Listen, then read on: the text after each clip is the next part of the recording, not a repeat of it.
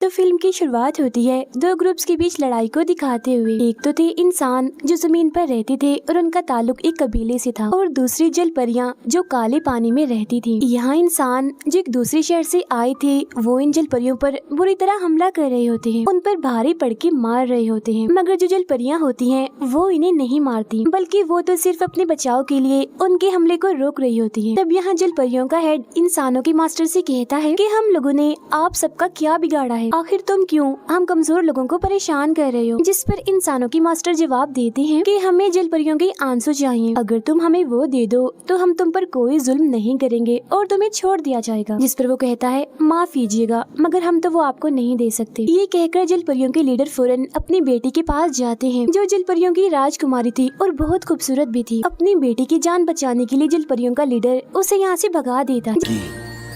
इसके बाद इंसान वहाँ के सभी लोगों यहाँ तक कि जल परियों के लीडर को भी मार देते हैं और सभी जल परियों को कैद करके अपने साथ अपने शहर ले आते हैं। अगले सीन में हम इंसानों के मास्टर के बेटे जियांग को देखते हैं, जिसके पास उसका दोस्त आता है और बताता है कि तुम्हारे डैड काले पानी गए थे और वहाँ से बहुत सारी जल परियों को कैद करके लाए हैं। इसके बाद हमें वही जल परियां दिखाई जाती हैं जिन पर सिपाही बहुत जुल्म कर रहे होते हैं, बड़ी बेरहमी से उन्हें मार रहे होते हैं ताकि वो रो पड़े तो उनके आंसू ये हासिल कर सके। सिपाही ये सब एक लड़की लो चैंग के कहने पर कर रहे थे क्योंकि वो मास्टर की सबसे करीबी थी और उसका ही कहा माना जाता है वो जियांग के दोस्त की बहन भी। जिसके बाद वो खुद भी उठती है और जोर जोर से जल परियों को मारने लगती है और वो जल परियां रोती हैं तो उनकी आंखों से आंसू निकलने लगते हैं। आंखों से बाहर आते ही वो कीमती और चमकदार मोतियों में बदल जाते हैं। अब इस तरह से करके वो बहुत सारे आंसू इकट्ठे कर लेते हैं। इसके बाद हम मास्टर और लो चैंग को आपस में बात करते हुए देखते हैं। तभी यहाँ जियांग भी आता है जो अपने डैड इन्हीं मास्टर पर बहुत गुस्सा होता है और कहता है कि डैड आपने मुझसे वादा किया था कि आप कभी भी जल परियों को नुकसान नहीं पहुंचाएंगे, मगर आपने क्या किया, अपना वादा तोड़ दिया। जल परियों को उठा कर ले आए और उन पर जुल्म भी कर रहे हैं, बहुत बुरे हैं। उसकी बातें सुनकर तभी अचानक मास्टर खांसने लगते हैं। देखने से ऐसा लग रहा था कि उनकी तबीयत काफी खराब है, इसीलिए लो चैंग उन्हें कुछ गोलियां खिलाती है। तभी जियांग उसे अलग साइड पर ले जाकर पूछता है कि मेरे डैड की तबीयत ठीक नहीं लग रही, क्या हुआ इन्हें। वो कहती है हाँ सच में आपके डैड बहुत बीमार, उनका इलाज हो रहा है जो सिर्फ जल परियों की आंसू से ही किया जा सकता है, इसीलिए हम काले पानी गए और जल परियों को ले आए। जिस पर जियांग कहता है तुम लोगों को जो भी चाहिए था इन्हें जल परियों के आंसू वो तुम्हें मिल गए है ना, इसीलिए प्लीज मेहरबानी करो और उन जल परियों को छोड़ दो। वो कहती है आप छोटे हैं अभी इसीलिए समझ नहीं पा रहे और ना ही आप जल परियों के बारे में जानते हैं कि वो कितनी खतरनाक हैं। अगर हमने उन्हें छोड़ दिया तो वो बाद में जरूर आए हम सबसे बदला लेने के लिए और ना जाने कितने मासूम लोगों को मार डालेंगे, इसीलिए आई एम सॉरी हम उन्हें नहीं छोड़ सकते। फिर इन बातों के बाद जियांग के डैड उसे वहाँ से जाने का कह देते हैं कि आप जाएं, हमने लो चैंग से कोई बात करनी है। तो वो यहाँ से चला जाता है। फिर उसके डैड लो चैंग से कहते हैं कि अभी जियांग छोटा है इसीलिए नादान है, कुछ भी नहीं समझ रहा वो, मगर दिल का वो बहुत अच्छा है और क्योंकि उसे एक दिन मास्टर बनना ही है इसीलिए मैं चाहता हूँ कि जैसे तुमने मेरा साथ दिया, मेरी सेवा की है, तुम वैसे ही जियांग का भी साथ दो, उसकी भी सेवा करो। और हाँ मैं भी सुबह की मीटिंग में ये ऐलान कर दूंगा कि मेरे बाद मेरा बेटा मास्टर होगा और वो ही मेरी जगह पर बैठेगा और तुम भी जाकर सो जाओ, आराम कर लो, थक गई होगी। तब लो चैंग कहती है ठीक है मास्टर, जैसे आपने कहा वैसा होगा, आपका हुक्म हमेशा माना जाएगा, मैं कभी आपको मायूस नहीं करूंगी। ये कहकर वो यहाँ से जाने लगती है, मगर उसका चेहरा देखकर हमें ये समझ आ जाती है कि वो जियांग के डैड के इस फैसले से खुश नहीं है कि जियांग मास्टर बने।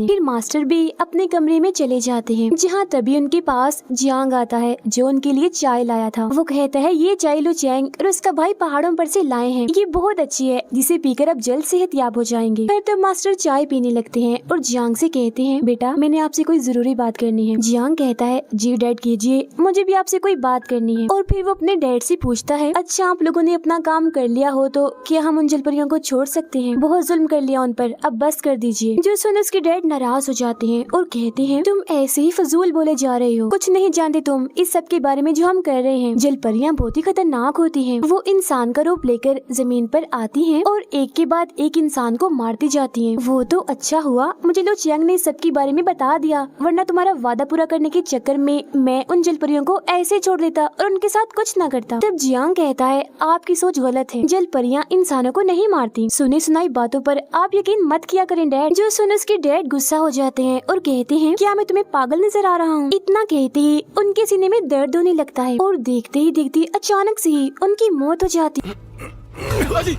उनके मरते ही लू चेंग बहुत सारे सिपाहियों को लेकर उस कमरे में आ जाती है और जियांग पर इल्जाम लगाते हुए कहती है, ये तुमने क्या किया, अपने ही बाप को मार दिया। फौरन बाद सिपाहियों से कहकर उसे कैद करवा देती है। जहाँ तभी उसे उसका दोस्त मिलने आता है। तब जियांग उसे बताता है कि ये मैंने नहीं किया, मैंने अपने डैड को नहीं मारा। उसका दोस्त कहता है, जानता हूँ मैं, मुझे तुम पर यकीन है जियांग, और एक खबर मैं तुम्हें देने आया हूँ। तुम्हारे डैड की मौत के बाद मेरी बहन यानी लो चेंग मास्टर बन गई है। जो सुन जियांग काफी हैरान हो जाता है और कहता है कि मुझे लगता है कि मास्टर बनने के लालच में लो चेंग ने ही मेरे डैड को मारा है जहर देकर, ताकि उसका रास्ता साफ हो जाए, क्योंकि उस वक्त वो बिल्कुल ठीक थे। इसीलिए प्लीज तुम कैसे भी करके मुझे यहाँ से निकालो, ताकि मैं लो चेंग के खिलाफ कोई सबूत ढूंढ सकूं। जो सुन कुछ ही वक्त के बाद उसका दोस्त जियांग को वहाँ से निकाल देता है, जिसके बाद फौरन वो लो चेंग के कमरे में जाता है और पूरे कमरे की तलाशी लेने लगता है। जहाँ तभी उसे एक बर्तन में जहर मिल भी जाता है, मगर तभी इधर लो चेंग और उसके बहुत सारे सिपाही आ जाते हैं। जियांग उन्हें वो जहर दिखाते हुए कहता है, ये वही जहर है जो मेरे डैड को दिया गया था और ये काम लो चेंग का है। मगर कोई भी सिपाही उसकी बात का यकीन नहीं करता, इसीलिए जियांग को वहाँ से भागना पड़ता है, जहाँ वो उस जहर को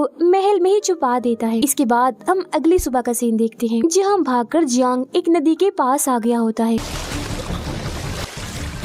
और उसके पीछे बहुत सारे सिपाही भी लगे हुए थे। फिर फौरन ही सिपाही उसे पकड़ लेते हैं और इनमें काफी लड़ाई होने लगती है। लेकिन क्योंकि सिपाही काफी ज्यादा थे और जियांग अकेला था, इसीलिए वो उनके सामने कमजोर पड़ जाता है। इसीलिए वो जैसे ही उसे मारने वाले होते हैं तो तभी पानी में से जलपरियों के सरदार की बेटी, जिसे उन्होंने भगा दिया था, वो निकल कर आती है, यानी सभी जलपरियों की राजकुमारी, जो इस वक्त अपने फुल जलपरी वाले रूप में होती है, जिसे देखकर सिपाहियों की आंखें खुली की खुली रह जाती है और वो खुश होते हुए कहते हैं, वाह भाई वाह, आज का दिन तो बड़ा ही अच्छा है, हम इन दोनों को पकड़कर लो चेंग के हवाले कर देंगे, जिससे वो बहुत खुश हो जाएगी। ये सोचकर वो उस जलपरी पर हमला करने के लिए आगे बढ़ते हैं। तब पहले तो वो उन्हें रोकती है और बाद में अपनी ताकत से बर्फ के बहुत सारे नुकीले टुकड़े बनाकर उन पर हमला कर देती है, जिससे वो लोग डर जाते हैं और यहाँ से भाग जाते हैं। जिसके बाद वो जलपरी इंसानी रूप में आकर यहाँ से जाने लगती है। तब जियांग उसे रोकते हुए कहता है, तुमने मेरी जान बचाई, ए खूबसूरत लड़की, अपना नाम तो बताती जाओ ताकि मैं भी किसी दिन तुम्हारे काम आ सकूं। मगर जब वो जियांग के सूट पर उसके शहर की मोहर देखती है तो उसे बहुत गुस्सा आ जाता है और वो उस पर भी नोकदार बर्फ से हमला करने लगती है। जिस पर जियांग कहता है, अरे ये क्या कर रही हो तुम, अभी तो तुमने मेरी जान बचाई और खुद ही मेरी जान लेना चाहती हो। जलपरी कहती है, तुम्हारे शहर के लोगों ने मेरे सभी अपनों को मार दिया और जितने बचे थे उन्हें अपने पास कैद किया हुआ है, तो तुम ही बताओ मैं तुम्हें कैसे छोड़ दूं। मैं अब तुम्हारे शहर के लोगों को मारने जा रही हूँ, अपने लोगों का बदला लेने के लिए, जिसकी शुरुआत मैं तुम्हें मारकर करूंगी। जियांग कहता है, अच्छा मेरी बात भी सुनो, मेरे डैड को तो मेरे अपने ही शहर के लोगों ने मार दिया, मैं भी उनसे बदला लेना चाहता हूँ और मैं उस शहर से काफी अच्छे से वाकिफ हूँ, वहाँ की एक एक जगह के बारे में मुझे पता है, तो मैं भी तुम्हारे साथ चलता हूँ। इस तरह से मैं बदला भी ले लूंगा और जो तुमने मेरी जान बचाई है उसका हिसाब भी बराबर हो जाएगा। जिसके लिए वो जलपरी मान जाती है और वो लोग उस शहर के लिए निकल जाते हैं, जहाँ जियांग अपने रास्ते में आने वाले बहुत सारे बच्चों को खाना खिलाता है, जो देखकर जलपरी को बहुत खुशी होती है। अब जियांग जलपरी को खुश करने के लिए उसके लिए सफेद रंग का प्यारा सा सूट और एक छतरी भी लेकर आता है। जिसके बाद वो दोबारा से आगे बढ़ते हैं, जहाँ तभी वो रास्ते में देखते हैं कि लो चेंग के कुछ सिपाही एक लड़के से लड़ रहे होते हैं, मगर वो लड़का इतने सारे सिपाहियों के सामने कमजोर पड़ जाता है। इसीलिए जैसे ही वो उसे मारने वाले होते हैं तो तभी जलपरी उसके चारों तरफ एक हिफाजती कवर लगा देती है, जिससे सिपाही उसे कुछ भी नहीं कर पाते। और अब जियांग और जलपरी मिलकर उन सभी सिपाहियों से लड़ते हैं और एक एक करके उन्हें मार देते हैं। फिर वो उस लड़के से पूछते हैं, ये लोग तुम्हें क्यों मार रहे थे? तो वो बताता है, मैं एक कबीले का सरदार हूँ, हमारे कबीले के लोग जहर बनाने में काफी माहिर हैं। एक दिन हमारे ऊपर मुसीबत आई, जिसके लिए उस शहर से हमने मदद मांगी और बदले में उन्हें सबसे तेज जहर बना कर दिया, और जिस बर्तन में वो जहर दिया वो बहुत ही खास था। अगर इस बारे में मास्टर को पता चला तो वो बहुत नाराज होंगे, इसीलिए मैं उस शहर में वो जहर और बर्तन लेने गया, लेकिन वहाँ के मास्टर लो चेंग ने हमें वो नहीं दिया और अपनी टीम में शामिल होने का कहा, पर मैंने इसके लिए साफ साफ मना कर दिया, इसीलिए उसके सिपाही मुझे मारने आए थे। तब जियांग उसे उस बर्तन के बारे में बताता है कि मैं जानता हूँ वो तुम्हें कहाँ मिलेगा, क्योंकि ये दरअसल वही बर्तन होता है जिसमें लो चेंग ने जहर मंगवा कर जियांग के डैड को दिया था। जियांग उसे कहता है, मगर तुम्हें वो हासिल करने के लिए उस उस शहर में जाना होगा, हम भी वहीं जा रहे हैं। जिसके बाद वो तीनों उस शहर के लिए निकलते हैं, जहाँ तभी रास्ते में जल परी बेहोश होकर गिर जाती है। चेक करने पर जियांग को पता चलता है कि जल परी की गर्दन पर एक जख्म है जिस पर जहर लगा हुआ है, इसीलिए वो उसे उठाकर पास ही बने एक होटल में लेकर जाते हैं, जिसकी मालिक एक लड़की थी जो बेहद ही खूबसूरत थी। होटल के कमरे में जाकर वो कबीले का सरदार जल परी के जख्म को देखता है और जियांग को बताता है कि इसे एक फूल की मदद से ठीक किया जा सकता है, जो फूल पहाड़ों पर से मिलेगा। तब जियांग पहाड़ों पर जाकर उन फूलों को लेकर आता है, जिसकी दवाई बनाकर जब जल परी को दी जाती है तो वो बिल्कुल ठीक हो जाती है। यहाँ वो लोग उसी शहर और बाकी चीजों के बारे में बातें कर रहे होते हैं। तब उनकी सारी बातें होटल की मालिक सुन लेती है। कुछ वक्त के बाद हम देखते हैं कि होटल की मालिक उस लड़की को एक आदमी परेशान करने लगता है। तब उसे बचाने के लिए कबीले का सरदार अपनी बांसुरी बजाकर बहुत सारे सांपों को वहाँ बुला लेता है।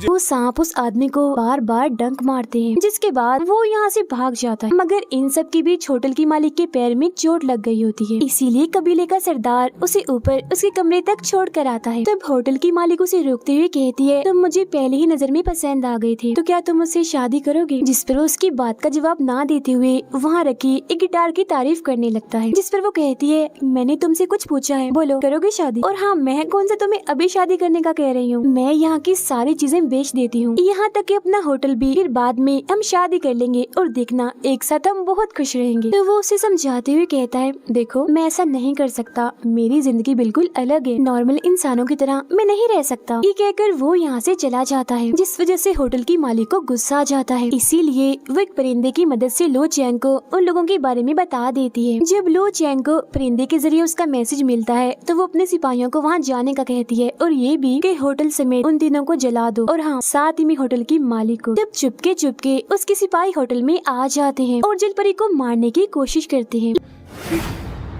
लेकिन जियांग और कबीले का सरदार उसे बचा लेते हैं। अब सिपाही पूरे होटल में आग लगा देते हैं, जिससे वो जलने लगता है, मगर वो चारों ठीक वक्त पर वहाँ से बाहर आ गए थे। कबीले का सरदार होटल की मालिक को कहता है, अब तुम यहाँ से चली जाओ, जिस पर वो कहती है, नहीं मैं भी तुम्हारे साथ उस शहर में चलती हूँ। जिसके बाद ये चारों आगे बढ़ते हैं, जहाँ तभी रास्ते में पेड़ों की टहनियाँ उन पर हमला कर देती है। जल परी और होटल की मालिक को पकड़ लेती है, लेकिन जियांग और वो सरदार ऊपर की तरफ कूद कर उन टहनियों को काट देते हैं और दोनों की जान बचा लेते हैं। लेकिन अब वो टहनियाँ सरदार को पकड़ लेती हैं, तो होटल की मालिक अपनी उसी जादुई गिटार को बजाकर टहनियों को काट देती है और सरदार को बचा लेती है, और ये लोग एक बार फिर अपना सफर शुरू करते हैं। कुछ वक्त के बाद वो शहर में पहुंचकर सीधा महल में जाते हैं। उन्हें लग रहा था कि यहाँ उन्हें कोई भी नहीं देख रहा होगा, मगर तभी यहाँ बहुत सारे सिपाही आ जाते हैं, जिनके साथ लो चैंग भी थी। अब देखते ही देखते सिपाही उन पर हमला कर देते हैं। बदले में वो भी उन सिपाहियों से लड़कर उन्हें अच्छा सबक सिखाते हैं, क्योंकि ये चारों काफी ताकतवर थे और उन पर काफी भारी पड़ रहे थे। अब सिपाहियों को कमजोर पड़ता हुआ देखकर लो चैंग भी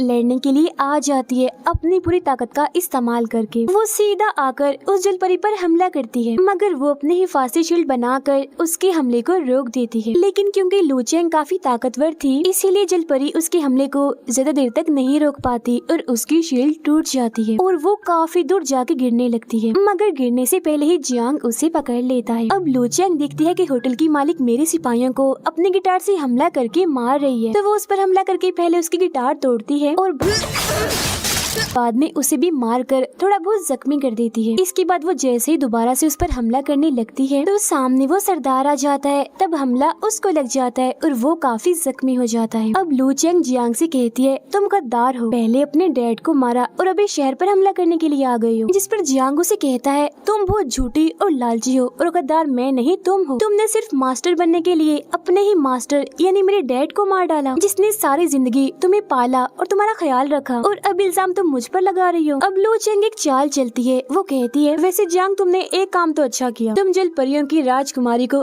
खुद यहाँ हमारे पास ले आई। इसके बाद वो जल परी को भड़काने लगती है कि तुम्हारे डैड को किसी और ने नहीं बल्कि जियांग के डैड ने मारा था और तुम्हारे सारे लोगों को भी उन्होंने ही मरवाया था। इसके बाद वहाँ बहुत सारा धुआं आ जाता है। तभी यहाँ जियांग का दोस्त आकर इन चारों को यहाँ से ले जाता है। वो अब नीचे जेल के पास जाने लगते हैं, जहाँ रास्ते में वो जल परी गुस्से में और रोती हुई जियांग से पूछती है कि क्या वो सब सच था जो लो चैंग ने बताया। वो कहता है हाँ सच है, मगर मेरे डैड ने वो खुद नहीं किया, बल्कि लो चैंग के कहने पर किया था। उसने तुम लोगों के बारे में उल्टा सीधा मेरे डैड को भड़काकर ऐसा करवाया। जल परी कहती है मगर मेरा क्या कसूर था? तुम्हारे डैड के भड़कने की वजह से मेरी जिंदगी अजाब बन गई। मेरे डैड मुझसे छिन गए और आधे मेरे लोग मारे गए, मगर इसी दौरान उसे जेल में से अपनी बहनों की आवाजें आने लगती हैं। इसीलिए ये वहाँ जाकर उन सबको छुड़वा लेती है। इसके बाद जब वो लोग यहाँ से भाग रहे थे तो तभी उनके रास्ते में लो चैंग आ जाती है, जिस पर जियांग का दोस्त इन्हें लो चैंग का भाई उसे कहता है बहना तुम्हें जो चाहिए था वो तुम्हें मिल गया। तुम मास्टर बनना चाहती थी ना, तो तुम बन गई हो। तब तुम्हें क्या चाहिए? छोड़ दो इन्हें और जाने दो प्लीज। मगर वो अपने ही भाई पर अपनी ताकत से हमला करके उठाकर उसे काफी दूर फेंक देती है, जिससे वो बेहोश हो जाता है।